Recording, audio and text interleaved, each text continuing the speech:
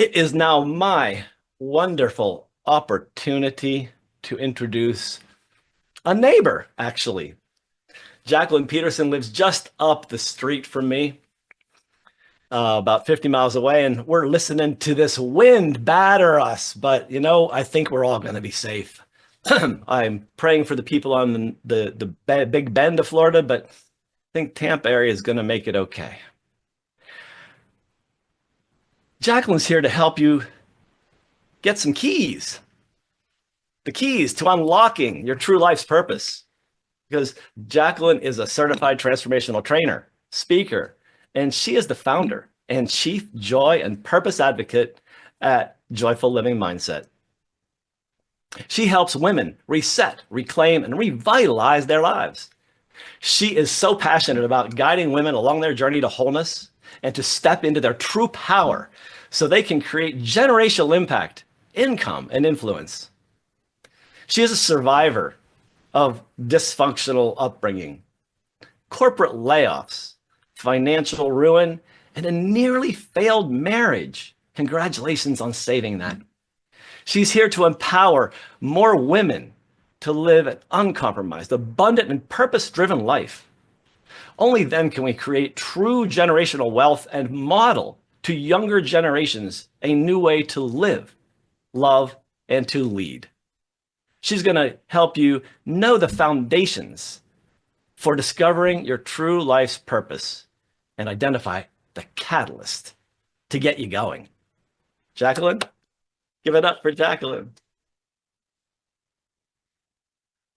Thank you so very much for that amazing introduction, Dr. Fred. Now, if I can be completely honest with you, hearing someone describe me as being so alive and on purpose like that, making a profound impact in people's lives at that level, it still sounds so surreal to me. Because for the longest time, I had believed that I didn't matter to anybody. You see, when I was 14 years old, I had math bowl practice one day.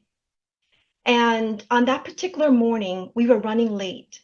So I forgot to remind my stepmom before getting out of the car that I had math bowl practice after school to pick me up late. But then I was thinking, well, I've had math bowl practice every Wednesday this entire school year. So surely they're going to remember even if I forgot to remind them, right? As parents, that's just what we do, right? Nope, they didn't. And so when I walked out after practice and I didn't see anyone there picking me up, and I said to myself, don't worry, Jacquelynn. Surely by now, someone in your family would have noticed you're missing, and they'll realize that you're still at school and still needs to be picked up. Nope, they didn't. And so I sat there and waited.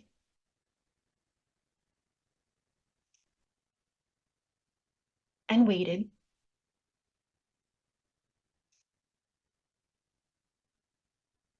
And waited. I waited until 9 o'clock that night. And if it wasn't for my geometry teacher tutoring students late that evening, coming out and seeing me sitting alone in the dark, crying my eyes out, taking me to the office so I can use the phone to call home, because this was before cell phone days, guys. God only knew where I would have slept that night. But the worst part was when someone finally came to pick me up, they didn't even say a single word to me. Not a hug, not an apology, not even to check if I was okay. I had never felt so invisible and insignificant than that night.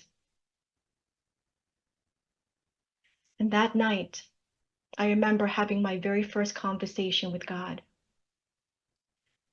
And I said to God,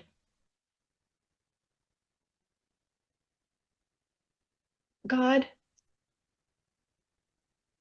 no one loves me here.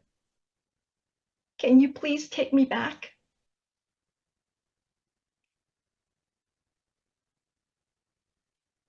And as I drifted off to sleep from pure exhaustion and heartbreak, I remember wondering, if I closed my eyes right now and never woke up again, would anyone notice or even care?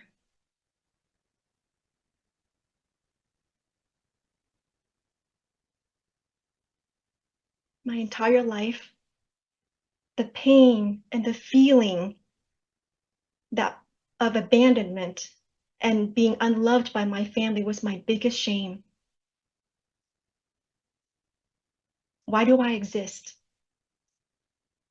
That question, simple question, has tormented me for the longest time.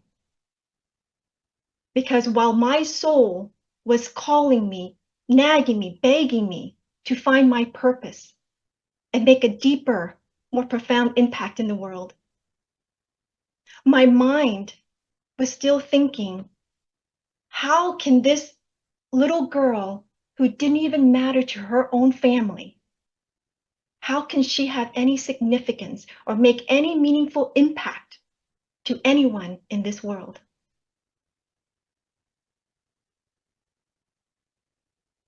Many of us allow the pains of our past to prevent us from living our purpose. But what if, just what if, our pain is a catalyst for our purpose? You see, the pain of me being forgotten by my family that dreadful night served as a catalyst for me to learn how to find love within myself instead of depending on anyone else to feel love, because it's always within me. And it birthed my mission to create the next generation of compassionate, aligned role models so that every individual can feel safe, seen, and loved in this world. And so I want to spend a few minutes here to share with you 3 simple steps for you to turn your pain into purpose as well. The first is to identify your catalyst. And your catalyst is a heartbreaking pain that you have either experienced yourself or witnessed that was such a blatant violation of love. So much so that it made you question your very own existence or that of humanity as a whole. And that pain led you to a deeper connection with God. And then the second is, what is the big injustice that arose out of that pain? Meaning, what do you believe in your soul that no one should ever experience? And then the third is, what change do you want to facilitate in the world based on that injustice that you experienced? Meaning, what are you going to commit to doing in your life to ensure that no one else has to go through that pain that you once did? So it's identify your catalyst,